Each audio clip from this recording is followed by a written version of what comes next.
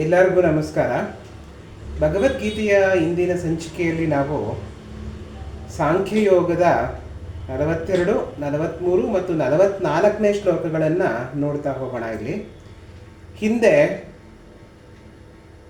ಸಾಂಖ್ಯಯೋಗದಲ್ಲಿ ಹಿಂದಿನ ಶ್ಲೋಕದಲ್ಲಿ ಶ್ರೀಕೃಷ್ಣ ಹೇಳಿದ ಏನಪ್ಪ ಅಂದರೆ, ನೀನು ನಿನ್ನ ಕರ್ಮವನ್ನು ಮಾಡಲೇಬೇಕು, ನಿನ್ನ ಕರ್ತವ್ಯವನ್ನು ಪಾಲಿಸಲೇಬೇಕು. ನಿನ್ನ ಒಂದು ದೃಷ್ಟಿ ಹೇಗಪ್ಪ ಇರಬೇಕು ಅಂದರೆ ಬಹುಶಾಖಗಳಿಂದ ಕೂಡಿರಬಾರ್ದು.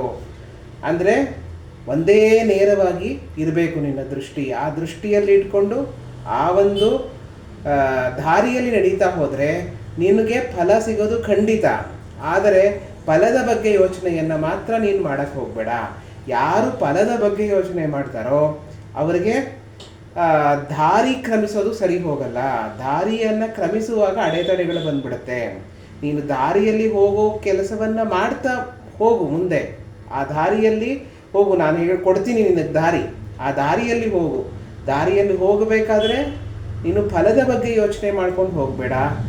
ನೀ ದಾರಿಯನ್ನು ಕ್ರಮಿಸೋದೊಂದೇ ನಿನ್ನ ಕೆಲಸ ಅಂತ ಶ್ರೀಕೃಷ್ಣ ಅರ್ಜುನನಿಗೆ ಹೇಳ್ತಾ ಇದ್ದಾನೆ. ಅದನ್ನೇ ಮುಂದುವರಿಸ್ತಾ 42ನೇ ಶ್ಲೋಕದಲ್ಲಿ ಹೇಳ್ತಾರೆ, ಯಾಮಿ ಮಾಂ ಪುಷ್ಪಿತಾಂ ವಾಚ ಪ್ರವದಂತಶ್ಚ ವಿಪಶ್ಚಿತಃ ವೇದವಾದರದಾತ್ ಪಾರ್ಥ ಜ್ಞಾನ್ಯದಸ್ತೀತಿ ವಾದಿನಃ ಅಂತ ಶ್ರೀಕೃಷ್ಣ ಹೇಳ್ತೇನೆ. ಅಂದ್ರೆ ಏನು ಅಂದರೆ, ಈಗೆಲ್ಲ ಜನ ಏನಪ್ಪ ಮಾಡ್ತಾ ಇದ್ದಾರೆ ಅಂದರೆ, ಅವ್ರಿಗೆ ಒಂದು ಆಸೆಯನ್ನು ಮನಸ್ಸಲ್ಲಿ ಇಟ್ಕೊಂಡ್ಬಿಟ್ಟು ಅದಕ್ಕೆ ಬೇಕಾದಂತೆ ಪೂಜೆ ಪುನಸ್ಕಾರ ವೇದಗಳನ್ನು ಹೇಳೋದು ಅದನ್ನು ಮಾಡ್ತಾ ಇದ್ದಾರೆ. ವೇದಗಳ ಒಂದು ದಾರಿಯನ್ನು ನಡೀತಾ ಇದ್ದಾರೆ. ಆದರೆ ಎಲ್ಲರಿಗೂ ಒಂದು ಆಸೆ ಇಟ್ಕೊಂಡು ಯಜ್ಞ ಯಾಗಾದಿಗಳನ್ನು ಮಾಡ್ತಾ ಇದ್ದಾರೆ. ಅದು ಸಾರ್ಥಕವಾಗಲ್ಲ. ಯಾವುದೋ ಒಂದು ಆಸೆ ಇಟ್ಕೊಂಡು ನನಗೆ ಮಕ್ಕಳಾಗಲಿ, ನನಗೆ ಮನೆ ಕಟ್ಟೋ ಹಂಗಾಗಲಿ ಅಂದ್ಕೊಂಡು ಯಜ್ಞ ಯಾಗಾದಿಗಳನ್ನು ಮಾಡೋದು ಸರಿ ಹೋಗಲ್ಲ. ಯಾವುದೇ ಕರ್ಮ ಫಲಾಪೇಕ್ಷೆ ಇಲ್ಲದೆ ನೀನು ಯಜ್ಞವನ್ನು ಮಾಡಬೇಕು ಅನ್ನೋದನ್ನು ಶ್ರೀಕೃಷ್ಣ ಈ ಶ್ಲೋಕದಲ್ಲಿ ಹೇಳ್ತಾರೆ. ಅಂದರೆ ಎಲ್ಲರಿಗೂ ಮುಂದಿನ ಜನ್ಮದಲ್ಲಿ ಮುಂದೆ ಸ್ವರ್ಗ ಸಿಗಬೇಕು ಅನ್ನೋದಾದರೂ ಒಂದು ಇಚ್ಛೆಯಿಂದ ಕೆಲಸ ಮಾಡೋಕ್ಕೆ ಶುರು ಮಾಡ್ತಾರೆ, ಯಾಗಗಳನ್ನು ಮಾಡೋಕ್ಕೆ ಶುರು ಮಾಡ್ತಾರೆ. ಅದು ಕೂಡ ಇಚ್ಛೆ ನೀನು ಇಟ್ಕೋಬಾರ್ದು. ಸ್ವರ್ಗ ಅಂದ್ರೇನು, ಅಲ್ಲಿ ಭೋಗ ಐಶ್ವರ್ಯಗಳಿರುತ್ತೆ, ಅದನ್ನು ಸ್ವರ್ಗ ಅಂತ ಕರೀತಾರೆ. ನಮಗೇನು ಅಂದರೆ ಇಲ್ಲಿ ಒಂದು ಸುಖವನ್ನು ಮತ್ತು ಮುಂದಿನ ನೆಕ್ಸ್ಟ್ ಜನ್ಮದಲ್ಲೂ ಸುಖವನ್ನು ಅನುಭವಿಸಬೇಕು ಅನ್ನೋ ಒಂದು ಆಸೆ. ಅದರಿಂದ ನಾವು ಯಜ್ಞಗಳನ್ನು ಯಾಗಗಳನ್ನು ಮಾಡ್ತೀವಿ, ಪೂಜೆಗಳನ್ನು ಮಾಡ್ತೀವಿ. ಅದು ತಪ್ಪಾಗತ್ತೆ ಅಂತ ಶ್ರೀಕೃಷ್ಣ ಇಲ್ಲಿ ಹೇಳ್ತಾನೆ. ಆಸಕ್ತಿ ಕರ್ಮ ಇಲ್ಲಿ ಈ 3 ಶ್ಲೋಕದಲ್ಲಿ ಶ್ರೀಕೃಷ್ಣ ಕರ್ಮಕಾಂಡಕ್ಕೆ ಮತ್ತು ಕರ್ಮ ಯೋಗಕ್ಕೆ ಇರುವಂತಹ ಒಂದು ವ್ಯತ್ಯಾಸವನ್ನು ತಿಳಿಸ್ತಾ ಹೋಗ್ತಾರೆ. ಕರ್ಮಕಾಂಡ ಅಂದ್ರೇನು, ಕರ್ಮವನ್ನು ಮಾಡುವುದು ಆಸೆಯನ್ನು ಇಟ್ಕೊಂಡು, ಯಾವುದೇ ರೀತಿಯ ಆಸೆಯಲ್ಲಿ ಇಟ್ಕೊಂಡು ಮಾಡೋದು ಕರ್ಮಕಾಂಡ ಆಗತ್ತೆ. ಕರ್ಮಯೋಗ ಏನಾಗತ್ತೆ ಅಂತ ಯಾವುದೇ ಆಸೆಗಳಿಲ್ಲದೆ ಕೆಲಸವನ್ನು ಮಾಡ್ತಾ ಹೋಗೋದು ಕರ್ಮಯೋಗ ಆಗತ್ತೆ ಅಂತ ಶ್ರೀಕೃಷ್ಣ ಹೇಳ್ತಾನೆ. ಅದನ್ನೇ 43ನೇ ಶ್ಲೋಕದಲ್ಲಿ ಕಾಮಾತ್ಮಾನ ಸ್ವರ್ಗಪರ ಜನ್ಮ ಕರ್ಮ ಫಲಪ್ರಧಾಂ ಕ್ರಿಯಾ ವಿಶೇಷ ಬಹುಲಾಂ ಭೋಗೈಶ್ವರ್ಯ ಗತಿಂ ಪ್ರತಿ ಅಂತ ಶ್ರೀಕೃಷ್ಣ ಹೇಳ್ತಾನೆ. ಅಂದ್ರೆ ಏನು ಅಂದರೆ, ಈ ಕಾಮಾತ್ಮಾನಾಂ ಸ್ವರ್ಗಪರ, ಸ್ವರ್ಗಕ್ಕೆ ಹೋಗಬೇಕು ಅಂತ ಕಾಮನೆ ಇಟ್ಕೊಂಡು ಕೆಲಸ ಮಾಡೋದು, ಯಾಗಗಳನ್ನು ಮಾಡೋದು, ಜಪತಪಗಳನ್ನು ಮಾಡೋದು, ಪೂಜೆ ಪುರಸ್ಕಾರಗಳನ್ನು ಮಾಡೋದು. ಭೋಗೈಶ್ವರ್ಯಂ ಪ್ರತಿಂ ಗತಿಂ, ಇಲ್ಲಿ ಭೋಗೈಶ್ವರ್ಯ ಸಿಗಬೇಕು, ದುಡ್ಡು ಸಿಗಬೇಕು, ಮನೆ ಸಿಗಬೇಕು, ವಾಹನ ಸುಖ ಸಿಗಬೇಕು ಅಂದ್ಕೊಂಡು ಕೆಲಸಗಳನ್ನು ಮಾಡೋದು, ಅದು ಕರ್ಮಕಾಂಡ ಆಗತ್ತೆ. ನೀನು ಯಜ್ಞ ಯಾಗಾದಿಗಳನ್ನು ಮಾಡ್ತಾ ಇರ್ಬೋದು, ಆದರೆ ಒಂದು ಫಲವನ್ನು ಉದ್ದೇಶವನ್ನು ಇಟ್ಕೊಂಡು ಮಾಡ್ತಾ ಇದೆಯಾ, ಅದು ಕರ್ಮಕಾಂಡ ಆಗತ್ತೆ ಹೊರತು ಕರ್ಮಯೋಗ ಆಗಲ್ಲ. ಕರ್ಮವನ್ನು ಯೋಗದ ರೂಪದಲ್ಲಿ ಮಾಡಬೇಕು ಅಂತ ಶ್ರೀಕೃಷ್ಣ ಹೇಳ್ತಾರೆ.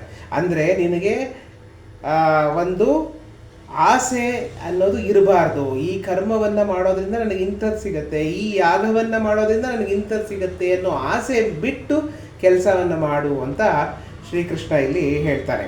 ಅದೇ ಥರ ಮುಂದೆ 44ನೇ ಶ್ಲೋಕದಲ್ಲಿ ಹೇಳ್ತಾನೆ, ಭೋಗೈಶ್ವರ್ಯ ಪ್ರಸಕ್ತಾನಂ ತಯಾ ಪಕ್ಷತ ಚೇತಸಾಂ ವ್ಯವಸಾಯಾತ್ಮಿಕಾ ಬುದ್ಧಿ ಸಮಾಧೌ ನ ವಿಧೀಯತೆ ಅಂತ ಹೇಳ್ತಾನೆ. ಅಂದರೆ ಭೋಗೈಶ್ವರ್ಯ ಪ್ರಸಕ್ತಾನಂ, ಭೋಗೈಶ್ವರ್ಯವನ್ನು ಆಸೆ ಇಟ್ಕೊಂಡು ಕೆಲಸ ಮಾಡೋದು, ಅದು ಒಂದು ಸರಿ ಹೋಗಲ್ಲ. ಆ ಒಂದು ನಿನ್ನ ಕರ್ಮ ಸರಿಯಾಗಿ ಕೆಲಸ ಆಗಲ್ಲ. ಆ ಒಂದು ಕರ್ಮ, ಆ ರೀತಿಯ ಮಾಡೋ ಕರ್ಮ ನಿನಗೆ ಒಳ್ಳೆಯ ಫಲಗಳನ್ನು ನೀಡಲ್ಲ. ಅದು ಅಷ್ಟು ಕೊಟ್ಟು ನಿಲ್ಲಿಸತ್ತೆ, ಭೋಗೈಶ್ವರ್ಯವನ್ನು ಕೊಟ್ಟು ನಿಲ್ಲಿಸತ್ತೆ ನಿನಗೆ. ಅದನ್ನು ತಗೊಂಡು ಮುಂದೆ ಏನು ಮಾಡ್ತೀಯ, ಅದರಿಂದ ನಿನಗೆ ದುಃಖಗಳು ಬರೋಕ್ಕೆ ಶುರು ಆಗತ್ತೆ. ಆ ಥರ ಮಾಡೋಕ್ಕೆ ಹೋಗಬೇಡ. ಲೋಕ ಕಲ್ಯಾಣಾರ್ಥಕವಾಗಿ ಕೆಲಸ ಮಾಡಬೇಕು. ತನಗೆ ಸ್ವಲ್ಪ, ಸಮಾಜಕ್ಕೆ ಸರ್ವಸ್ವ ಅನ್ನೋ ರೀತಿಯಲ್ಲಿ ಕೆಲಸ ಮಾಡಬೇಕು.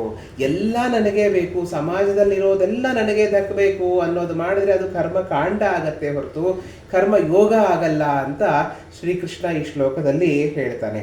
ಆದ್ದರಿಂದ ಇಲ್ಲಿ ಈ 3 ಶ್ಲೋಕಗಳಲ್ಲಿ ಕೃಷ್ಣ ಕರ್ಮಕಾಂಡಕ್ಕೆ, ಕರ್ಮ ಯೋಗಕ್ಕೆ, ಯಾವುದೇ ಒಂದು ಕೆಲಸವನ್ನು ನೀನು ಯೋಗದ ರೂಪದಲ್ಲಿ ಮಾಡು. ಯೋಗ ಅಂದರೆ ನಾನು ಅದೇ ಹೇಳ್ದಂಗೆ ನಮಗೆ ಸ್ವಲ್ಪ, ಸಮಾಜಕ್ಕೆ ಸರ್ವಸ್ವ ಅನ್ನೋ ರೀತಿಯಲ್ಲಿ ಕೆಲಸ ಮಾಡಬೇಕು. ನಾ ಏನಿದ್ರೂ ಸಮಾಜಕ್ಕೋಸ್ಕರ, ಸಮಾಜಮುಖಿಯಾಗಿ ಕೆಲಸ ಮಾಡೋದಿದೆ ನೋಡಿ, ಅದು ಕರ್ಮ ಯೋಗ ಆಗತ್ತೆ ಅಂತ ಶ್ರೀಕೃಷ್ಣ ಇಲ್ಲಿ ಹೇಳ್ತಾರೆ. ನೀನು ಯಾವುದೋ ಒಂದು ಆಸಕ್ತಿ ಇಟ್ಕೊಂಡು ಕೆಲಸ ಮಾಡಿದ್ರೆ, ಯಾವುದೋ ಒಂದು ಇದು ಮಾಡಿದ್ರೆ ಇದು ಸಿಗತ್ತೆ ಅಂತ ಕೆಲಸ ಮಾಡಿದ್ರೆ ಅದು ಅಷ್ಟು ಕೊಡತ್ತೆ, ಬಟ್ ಅದರಿಂದ ಮುಂದೆ ನೀನು ಹೋಗೋಕ್ಕಾಗಲ್ಲ.